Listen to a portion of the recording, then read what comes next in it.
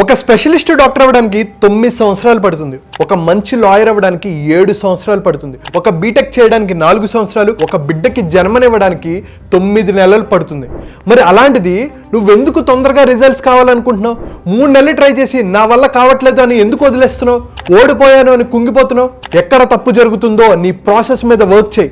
నేను ఎలా బెటర్గా పర్ఫామ్ చేయాలి, హైయెస్ట్ రిజల్ట్స్ ఎలా సాధించాలి అని ఆలోచించు.